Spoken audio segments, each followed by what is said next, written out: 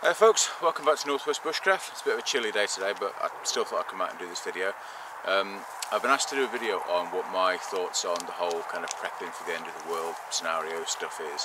I've had several private messages now on YouTube and emails and stuff asking me what my thoughts are. Not that I'm an expert, but I suppose everybody puts an opinion in. Yeah, it all helps, I suppose.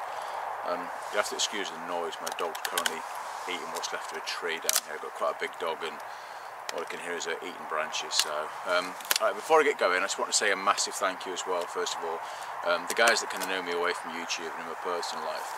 I've had quite a bad injury to my back. I tore a big muscle in my back and it's taken a long time to recover. I guess a lot longer than I would hoped, but I'm getting older now. I suppose things take a bit longer to fix, but thanks anyway for all the sort of kind wishes I've had.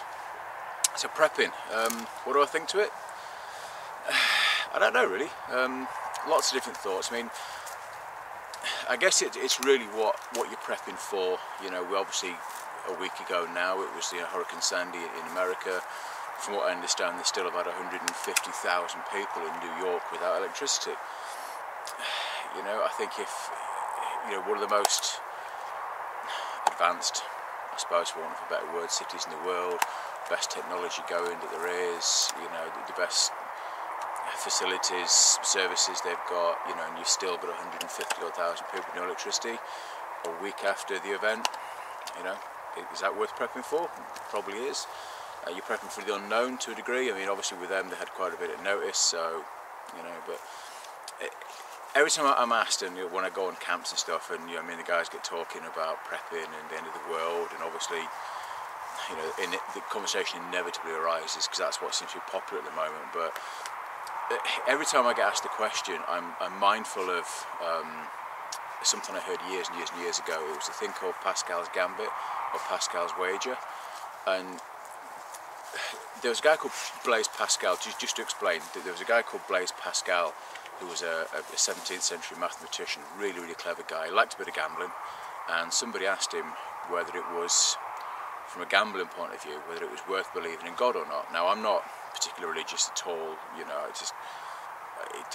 It's not my thing. I'm not going to denigrate those people that have religion, but it's not my thing. But anyway,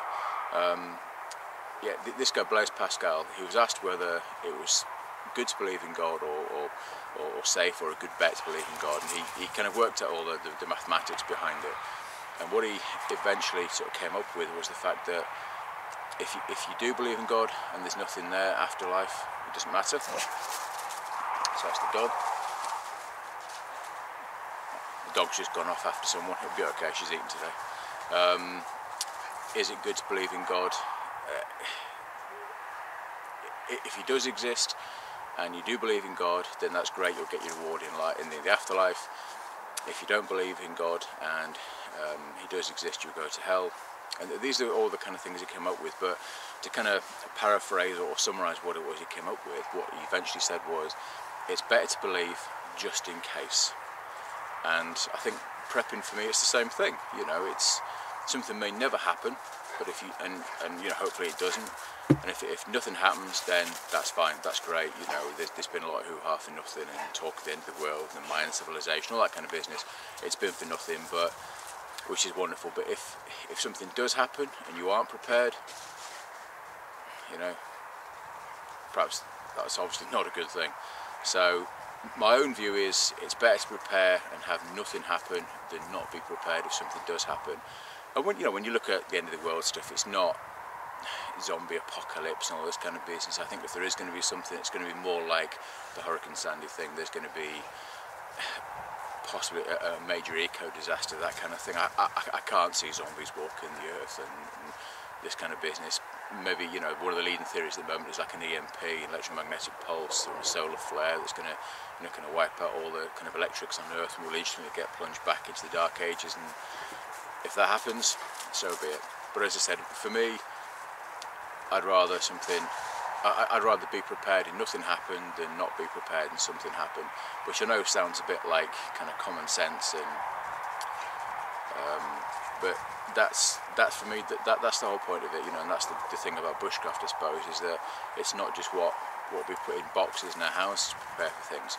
It's about once the food runs out, what do you do then?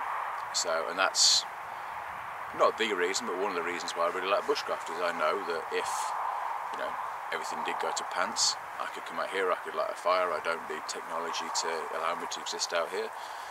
To a degree, I can get, you know, all the food I need out here. So, but anyway, that's my kind of 2 cents or 2 penneth on it. As simple as that. I think it's, for me, it's better to prepare than not prepare, just in case. Okay, well, thanks so much indeed for watching. I hope it made a bit of sense, and we'll see you again soon. Take care for now. Bye bye.